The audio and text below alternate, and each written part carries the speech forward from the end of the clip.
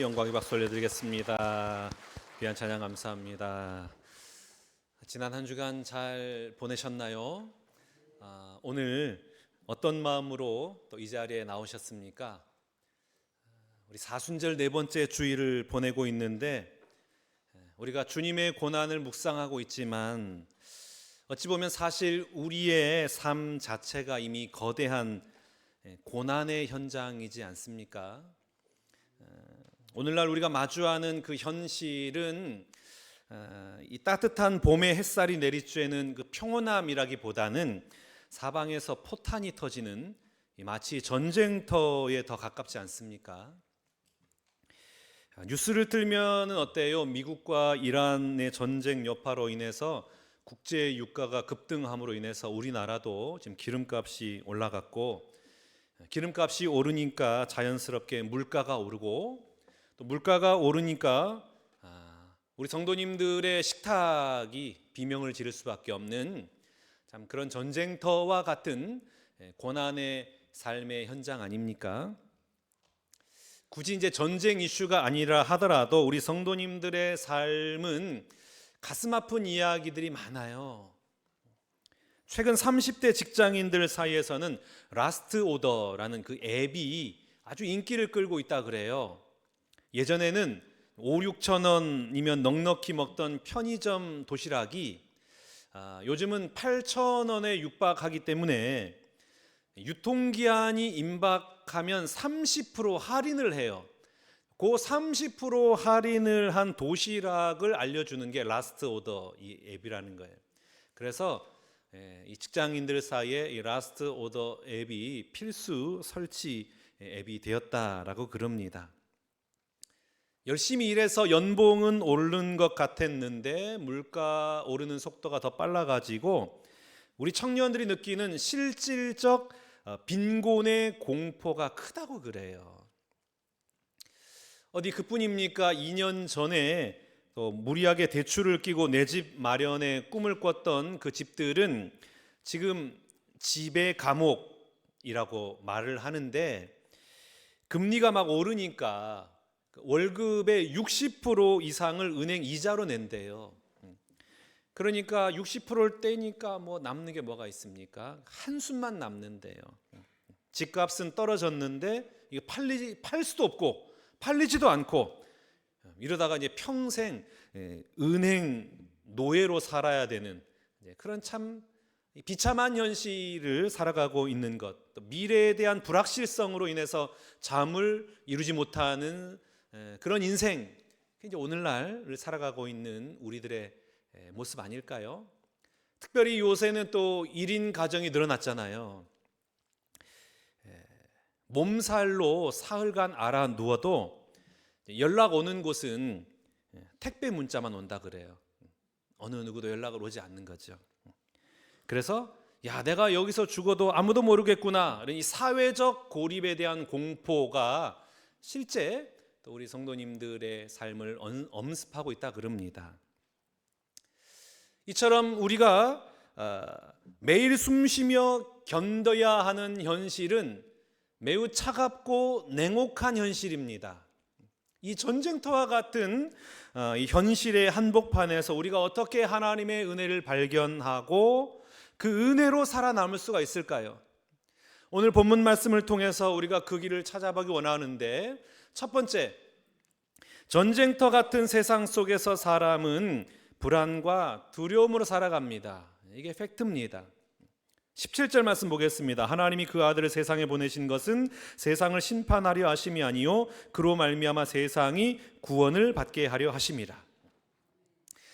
이 17절 말씀을 통해서 우리가 알 수 있는 것은 이 전쟁터와 같은 세상에 주님이 오신 목적이 뭐냐는 거죠.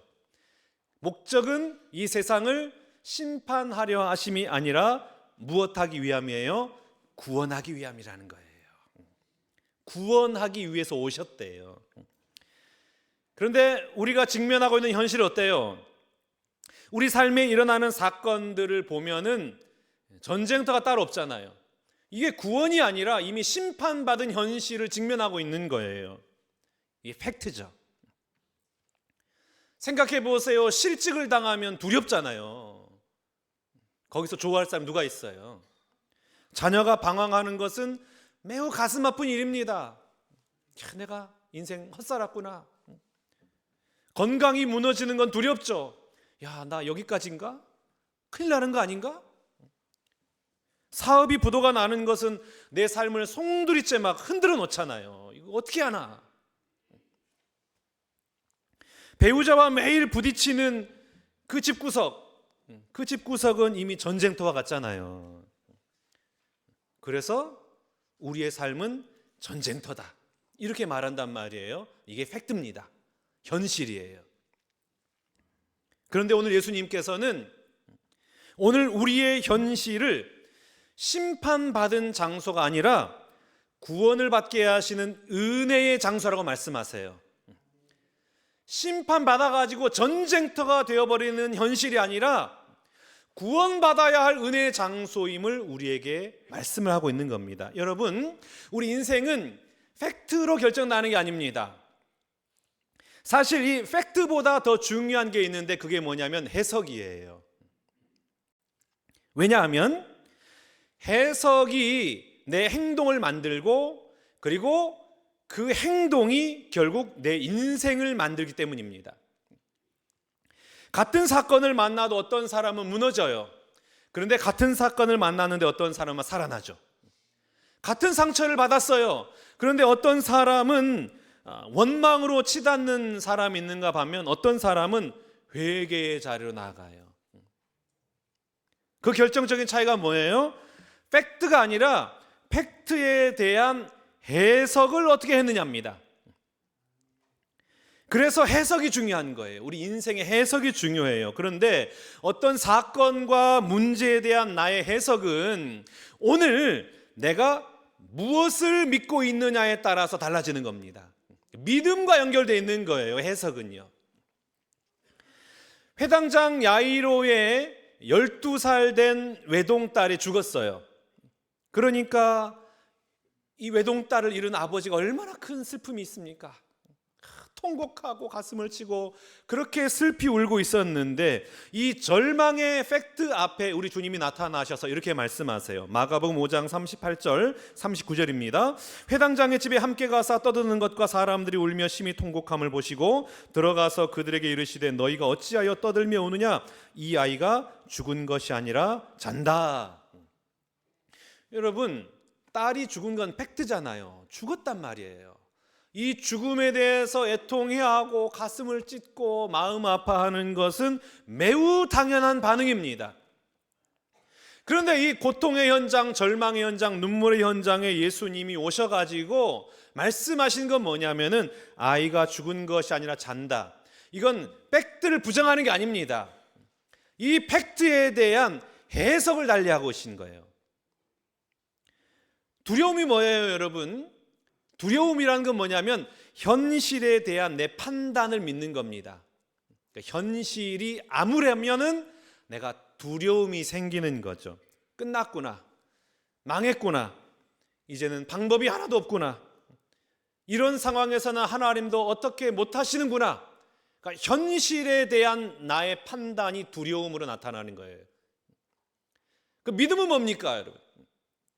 믿음이라는 것은 현실에 대한 예수님의 해석을 믿는 것, 이게 믿음이에요. 오늘 예수님 뭐라고 말씀하세요? 죽은 게 아니라 잔다. 팩트를 부정한 게 아니라 이 팩트를 자고 있네 해석하는데 그 해석을 믿는 게 믿음입니다.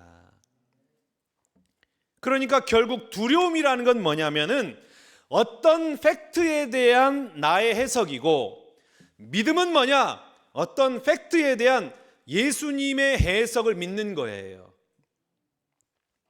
그러니 여러분, 두려움이 뭡니까? 두려움은 단순한 감정이 아닌 거예요. 성격 문제가 아닙니다. 이건 믿음의 문제예요. 내가 두려움에 사로잡힐 때에 우리는 무의식 중에 어떤 생각이 들어옵니까? 아, 하나님도 이 현실은 어떻게 할 수 없는 거지. 이런 상황은 하나님이라도 어떻게 할 수 없는 거야 라는 무의식에 사로잡히기 때문에 우리가 그 나타나는 결과가 뭐예요? 두려운 거예요. 두려워. 믿음 없는 거죠.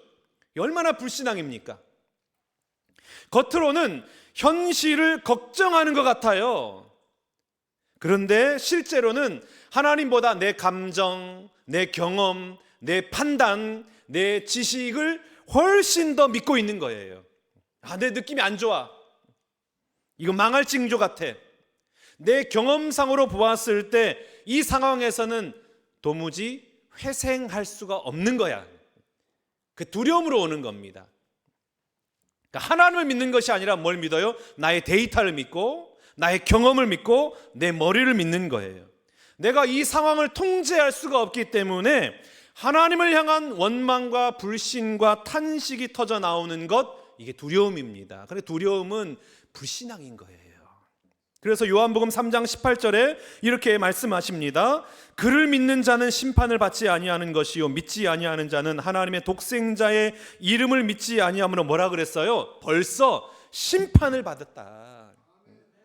왜 벌써 심판을 받았어요? 여기서 말하는 심판이라는 것은 무엇이냐면 죽어서 지옥 가는 거 말하는 게 아닙니다. 그것뿐만 아니라 하나님이 나를 사랑하신다는 사실을 신뢰하지 못해요. 그러니까 어떻게 살아가요? 매일 두려움과 불안과 걱정과 염려 속에서 살아가요. 그러니까 이미 나는 전쟁터와 같은 지옥을 살고 있는 거예요. 뭐 때문에? 두려움 때문에, 하나님의 사랑을 믿지 못하는 불신앙 때문에. 이게 바로 심판이라는 거예요. 오늘 내가 지옥과 같은 삶을 살아가. 왜요? 나를 사랑하신다는 거 하나님에서 못 믿기 때문에요. 그래서 두려움이 찾아온 거죠. 이게 불신앙이라는 겁니다. 여러분 어떠십니까? 지금 나를 가장 잠 못 들게 하고 있는 이 두려움의 팩트는 뭐가 있을까요? 그 두려움 밑바닥에 하나님은 나를 지켜주지 못할 거야 라는 이 불신앙이 숨어 있진 않습니까? 오늘 우리 예배하는 성도님들 가운데 어떤 사건과 문제 앞에서 두려움에 떨고 있다면은 주님, 저는 여전히 하나님을 믿지 못하고 내 생각만 믿는 죄인입니다. 이렇게 고백하면서 심판이 아닌 구원을 위해 오신 그 예수님의 해석을 붙잡는 또 여러분 모두가 될 수 있기를 주님의 이름으로 축복합니다. 두 번째, 믿음은 현실을 사랑의 해석으로 사랑으로 해석하는 힘이에요. 16절 말씀 보겠습니다. 하나님이 세상을 이처럼 사랑하사 독생자를 주셨으니 이는 그를 믿는 자마다 멸망하지 않고 영생을 얻게 하려 하심이라. 이 16절에서 제일 중요한 단어가 뭐냐고 물어보면 저는 세상을 꼽겠습니다. 세상. 이 성경이 말하고 있는 이 세상은 어떤 세상이에요? 우리가 앞에서 나눈 것처럼 사방에 포탄이 터지는 전쟁터죠. 불의와 죄가 가득하고 탐욕과 배신이 난무하고 질병과 실패의 눈물이 마르지 않는 곳, 세상이에요. 그런데 오늘 주님 뭐라고 말씀하세요? 그 세상을 뭐 했다고요? 사랑하셨다. 사랑하셨다. 여기 말하는 세상은 헬라어로 코스모스인데 이 코스모스 단어는 어떤 의미냐면 온 우주 만물인 거예요. 온 우주 만물. 모든 삶의 자리. 그러니까 인간의 그 광활한 거대한 인류의 역사뿐만 아니라 오늘 나에게 일어나고 있는 사건과 사고, 오늘 내가 겪고 있는 실패, 나를 잠 못 들게 하고 있는 고난, 이 모든 것도 이 세상 안에 포함되어 있는 거예요. 그러면 여러분, 하나님이 세상을 이처럼 사랑하셨다라는 의미에는 어떤 의미가 포함되어 있습니까? 내 인생 속에 터지는 그 모든 아픈 사건들조차도 무엇 안에 있는 거예요?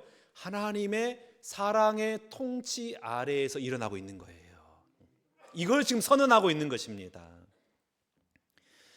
오늘 우리가 믿음으로 산다는 것은 어떤 의미일까요? 그것은 내 삶에 일어나는 수많은 사건, 사고, 이 고난의 사건들을 어떤 우연이나 재앙으로 보는 것이 아니라 하나님의 사랑이라는 안경을 쓰고 다시 보는 것, 이게 믿음입니다. 사건이 터졌어요. 그러면 우리는 즉각적으로 어떻게 반응합니까? 왜 내게 이런 일이 일어났는가? 도대체 내가 무슨 잘못을 했길래 이런 일이 일어나고 있는가? 이렇게 탄식을 하죠. 그런데 믿음의 사람은 묻는 방향이 다릅니다. 어떻게 고백을 할까요? 이 고통스러운 팩트 속에 숨겨진 하나님의 사랑은 무엇입니까? 이렇게 묻게 돼요. 질문이 다르죠. 여러분, 해석이 바뀌면 고난의 의미가 바뀌어요. 실직이 찾아왔어요. 믿음 없는 사람들은 어떻게 합니까? 이제 끝났구나. 믿음 있는 해석은 어떻게 해요? 하나님이 내 생계의 주인이 돈이 아니라 하나님이심을 가르치고 계시는구나. 자녀가 방황해요. 믿음 없는 해석은 뭡니까? 내 인생 실패했구나. 내가 잘못 살아왔구나. 믿음 있는 해석은 뭡니까? 하나님이 저 자녀를 통하여서 내 안에 통제욕과 자녀 우상을 내려놓게 하시는구나. 건강이 무너졌어요. 믿음 없는 해석은 어떻게 합니까? 나 이제 끝났구나. 나 이제 모든 것이 다 끝장이구나. 근데 믿음 있는 해석은 어떻게 합니까? 내 몸의 주인이 내가 아님을 고백하게 하시는구나. 사업이 무너졌어요. 믿음 없는 해석은 뭡니까? 아, 하나님 날 버리셨구나. 하나님은 나를 사랑하지 않는구나. 이 믿음 없는 해석이죠. 그런데 믿음의 해석은 뭡니까? 성공이라는 우상에서 나를 건져내시려고 하나님이 이 고난을 허락하셨구나. 배우자와 관계가 틀어졌어요. 믿음 없는 해석은 뭡니까? 저 사람이 문제다. 내 인생에서 가장 큰 실수는 내가 저 인간 만난 거다. 그런데 믿음 있는 해석은 어떻게 합니까? 아, 이 관계를 통해 내가 얼마나 이기적이고 내가 얼마나 교만한 사람인지를 하나님이 깨닫게 하시는구나. 저 사람에게 있는 그 완악함과 이기심과 교만함이 나에게 있음을 보게 하시려고 저 사람 만나게 하셨구나. 이렇게 해석하는 거죠. 그러니까 여러분, 완전히 다른 거예요. 믿음이라는 건 완전히 다른 거예요. 하나님이 왜 이런 사건을 허락하세요? 나를 믿음의 사람으로 세우기 위함이에요. 우상에서 건져내기 위함이고 죄에서 떠나게 하기 위함이고 하나님 없는 자립심과 자기 의로움에서 돌아서게 하기 위해서 고난의 사건을 우리 가운데 허락하신 겁니다. 그래서 하나님은 내 인생 속에서 사랑의 조건을 준비하시고 사랑의 환경을 세팅하시고 사랑의 사건들을 허락하시는 거예요. 이렇게 해석하는 게 바로 믿음입니다. 주여 내가 믿습니다. 이게 믿음이 아니에요. 해석이 달라지는 거예요. 믿음은요. 여러분 어떠십니까? 지금 나에게 닥친 고난을 재수 없는 사건으로 보고 계십니까? 아니면 나를 부르시는 하나님의 부르심, 사랑의 음성이구나 이렇게 듣고 계십니까? 하나님이 나를 사랑하신다는 이 약속이 여러분 그 깨진 경제 속에도 그리고 아픈 육체 위에도 여전히 유효하다는 사실을 믿으십니까? 세 번째 보겠습니다. 믿음으로 해석될 때 보이지 않는 소망이 실상이 됩니다. 16절 말씀을 다시 한번 보면 하반절에 이는 그를 믿는 자마다 멸망하지 않고 영생을 얻게 하려 하심이니라. 아멘. 여러분 하나님은 우리를 사랑하십니다. 아멘이세요? 아멘 좀 크게 하세요. 그렇게 긴가민가 하면서 아닌 것 같은데 사랑한다고 하니까 이거 참 체면상 말을 안 할 수 없고 하나님은 우리를 사랑하십니다. 아멘이죠? 그 믿음을 가지고 내 삶에 일어나는 수많은 사건들 때로는 감당하기 힘든 고난과 아픔조차도 주님의 그 크신 사랑 안에서 허락된 것임을 믿을 때에 그렇게 믿음으로 해석할 때에 우리 인생에 놀라운 선물 하나가 찾아와요. 그 선물이 뭔지 아세요? 소망입니다. 소망이 찾아와요. 예수님의 사랑을 믿을 때에 소망이 생기는 거예요. 여러분 이 소망은 어떤 소망일까요? 오늘 본문에 의하면 영생이죠. 멸망하지 않는 영생이 찾아오게 되는 거예요. 오늘 본문 말씀에서 말하고 있는 영생은 우리가 죽어서 들어가는 영원히 사는 그 시간적인 삶뿐만 아니라 오늘 내가 살아가는 삶의 자리에서 멸망의 감정에 치우치지 않는 그런 선물이 주어지는 거예요. 멸망의 감정, 저주의 감정에 매몰되지 않는 그 선물이 영생인 거예요. 그러니까 여러분, 믿음이 생기면은 낙심이 나를 장악하지 못합니다. 불안이 나를 끌고 가지 못해요. 왜요? 하나님이 나를 사랑하셔서 이 사건을, 이 고난을 허락하셨구나, 이게 믿어지니까 오히려 불안과 두려움과 무서움이 떠나가는 거예요. 여러분, 이게 우리가 믿는 영생의 실체입니다. 영생은 단순히 시간적으로 영원히 사는 게 아니라 생명의 주관자 되신 하나님과 연결되어서 그분의 통치 아래에 거하는 것, 이게 영생이에요. 오늘 내가 예수님의 그 사랑을 믿는 믿음으로 모든 것을 해석할 때에 그 하나님의 통치하심 가운데 주어지는 생명의 역사가 내 삶의 현장 가운데 실제로 일어나는 거예요. 이게 영생이에요. 그러니까 멸망의 감정이 힘을 잃게 되어버리는 것이죠. 불안이 나를 이끌어 가려고 할 때에 아니야, 이건 하나님이 나를 사랑하셔서 나에게 보내신 하나님의 사건이야, 이렇게 해석하니까 불안과 염려와 근심과 두려움이 자리를 잡을 수가 없는 거예요. 이게 바로 영생의 힘입니다. 히브리서 11장 1절 말씀 한번 봐보겠습니다. 우리 같이 한번 읽어볼까요? 시작. 믿음은 바라는 것들의 실상이요 보이지 않는 것들의 증거니. 아멘.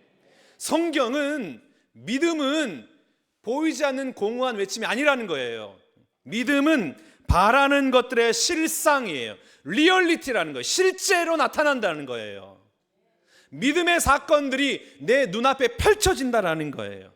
주님의 사랑을 믿을 때에 저 멀리에만 있었던 그 막연한 소망이 내 앞에서 실제 나타난다는 거예요. 이게 믿음입니다. 그러므로 믿음이란 뭐냐?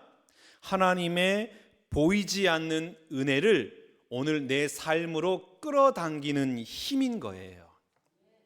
보세요. 오늘 내가 이 하나님의 은혜의 실체를 깨닫고 그 믿음으로 모든 삶을 해석해요. 이건 내 마음의 평안함으로만 끝나지 않습니다. 내가 하나님의 말씀을 가지고 내 모든 사건을 믿음 안에서 해석을 해요. 그러니까 불안이 떠나가요, 두려움이 떠나가요, 의심이 사라져요, 하늘의 기쁨이 찾아오고 위로가 찾아오고 평안이 찾아와요.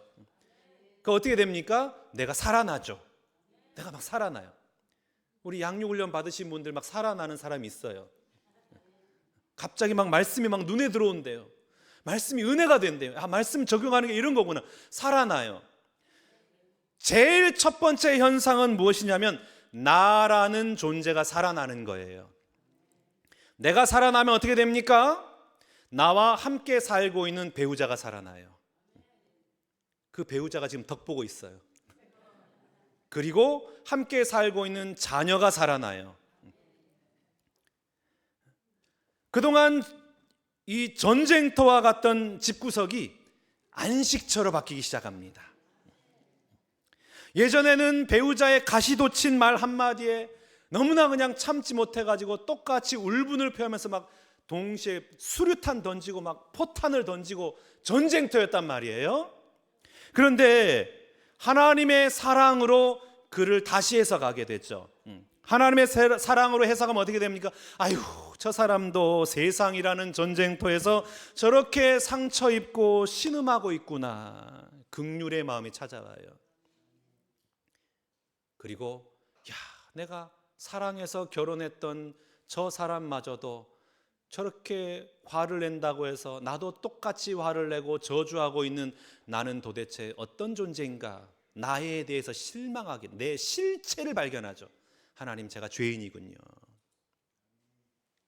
여러분, 내가 정죄의 눈을 거두고 사랑의 눈으로 바라보기 시작할 때에 지옥과 같던 가정이 하나님의 평화가 찾아와서 하나님의 은혜가 실제가 되는 거예요. 실제.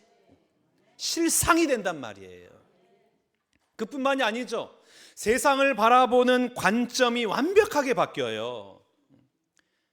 나를 압도하던 고물가, 고금리, 불투명한 미래에는 팩트죠. 그건 똑같이 있어요. 그런데 이 팩트들을 바라보는 나의 시선이 달라지죠. 야, 이건 나를 멸망시키려고 찾아온 문제가 아니라 나를 하나님의 사람으로 단련시키려는 하나님의 은혜의 도구구나. 이렇게 보기 시작하는 거예요. 세상 사람들은 어떻게 말합니까? 야, 이거 돈도 없고 우리 벌리지도 않고 이 세상이 망했구나. 술잔을 기울이면서 인생을 포기할 때에 믿음의 사람은 그 현장에서 하나님의 일하심을 기대하고 신실하게 믿음의 걸음을 더 전진하게 되는 거죠. 삶이 바뀌어버려요. 실상이 된다고요. 내가 변하니까 관계가 바뀌어요. 내 태도가 변하니까 일터의 분위기가 바뀌어요. 보이지 않던 하나님의 은혜가 나를 통해서 내 가족에게, 내 동료에게, 그리고 이 세상에 흘러들어가서 실제 삶이 바뀌어지는 놀라운 은혜가 나타나는 겁니다.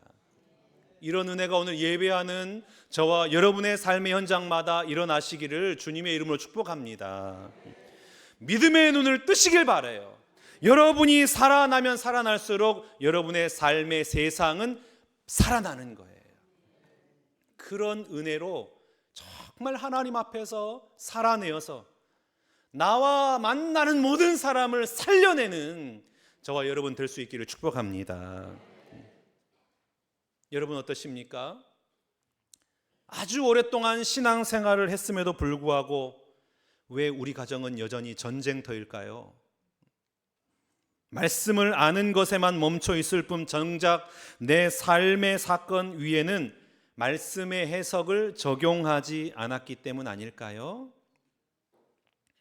오늘 내가 말씀으로 다시 해석하고 죽기까지 사랑하신 그 사랑으로 살아내야 할 구체적인 삶의 자리는 어디입니까? 우리 사랑하는 신관계 성도 여러분, 전쟁터와 같은 세상 속에서 우리가 붙잡아야 할 팩트는 한 가지입니다. 그 팩트는 무엇이냐면 나를 위해 독생자를 아낌없이 내어주신 영원한 하나님의 압도적인 사랑이에요. 이게 팩트입니다. 하나님이 나를 사랑하시는 거예요. 이 사랑으로 오늘을 해석할 때에 보이지 않던 은혜는 실제가 되어서 여러분의 가정을 살리고 세상을 바꾸는 실상이 될 줄로 믿습니다. 이 한 주간 두려움이라는 그 모든 심판을 거두고 나를 통해 일하시는 주님과 함께 승리의 길을 당당히 걸어가는 저와 또 여러분의 모든 삶이 되시기를 주님의 이름으로 축원합니다. 우리 다 함께 일어나셔서 찬양할까요?